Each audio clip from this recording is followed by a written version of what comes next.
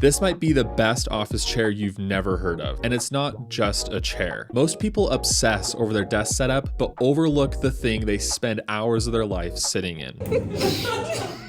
I used to be the same way, but after experiencing what a chair could be, I'm never going back. We'll look at 5 categories you should consider before buying a chair to see if this one deserves to be at your desk.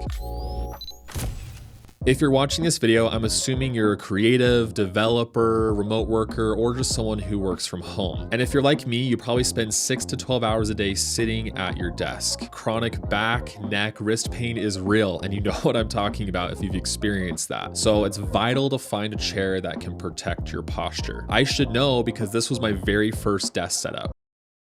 I'm kidding, we had just moved in and I hadn't assembled my chair yet. My actual chair did look pretty cool, but unfortunately, after sitting in it for only a few hours, my back would start to hurt. And that's when I discovered ergonomic chairs.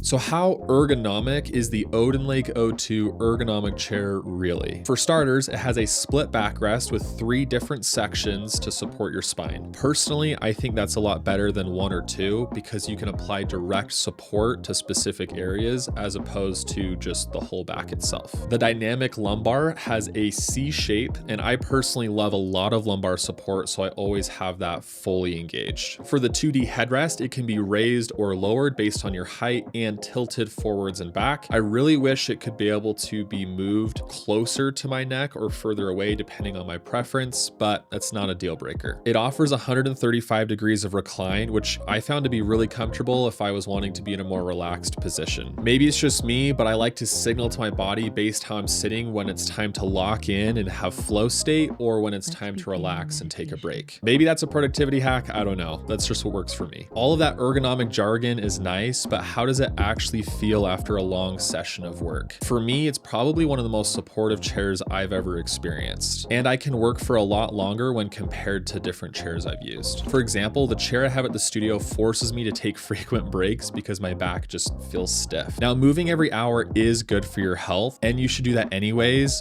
but not because your back hurts. The OdinLake O2 is definitely an ergo chair that's user-oriented, so it passes our first category.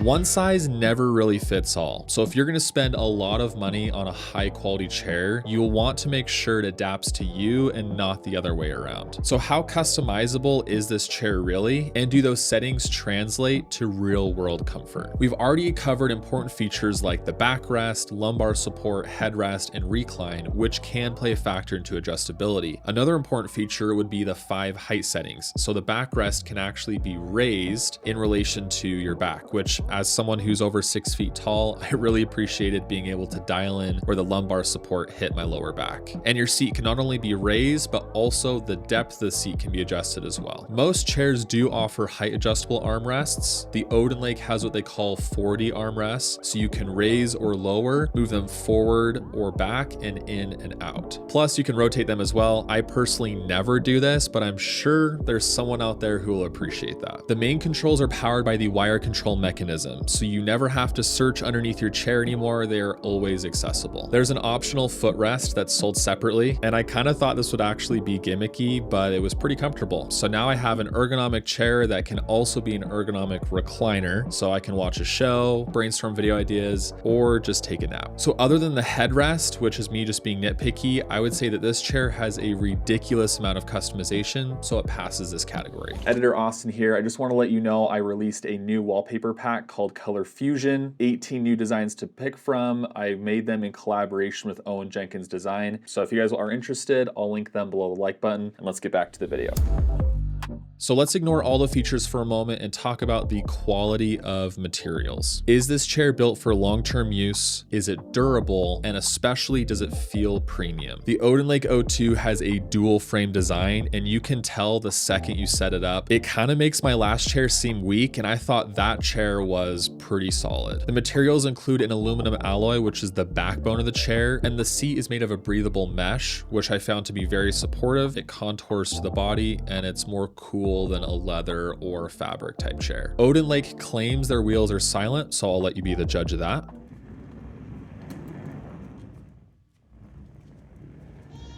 And as for the assembly process, it did take me longer than I expected to, but as long as you follow the instructions, you should be good and you'll be set up before you realize it. I'd have to say this is a very well-built chair, so it passes this category.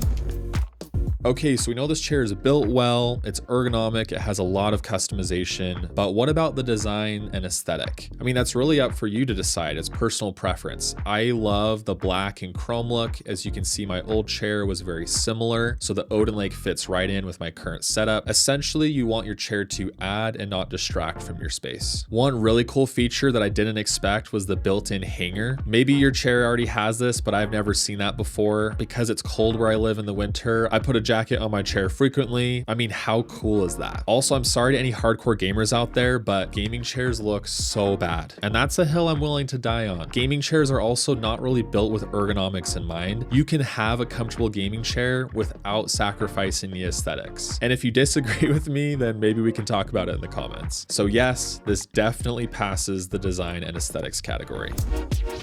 I can only speak from personal experience when it comes to value. The chair I had before was roughly $400 and I genuinely loved it. I think the OdinLake O2 does offer a lot more in comparison, but is it worth twice as much? I will say that no matter what chair you get, make sure you invest in one that checks off all the categories we've been talking about today. I do like the multifunctional use of the OdinLake because I'm able to work, game, and relax. It's also backed by a 15-year warranty, so that shows a lot of confidence on the manufacturing side. Whatever you do, just don't make the same mistake I did and buy something that hurts more than it helps. Do your research, find something that genuinely makes your life better and more productive. If you do want to pick up the OdinLake O2 ergonomic chair, then you can use code AustinBrady for 5% off your order. Also, we just hit 10K subs. Thank you so much for the support. If you want to see more videos like this in the tech, desk setup, and design space, then consider subscribing. Thank you guys so much for watching, and I'll see you in the next one.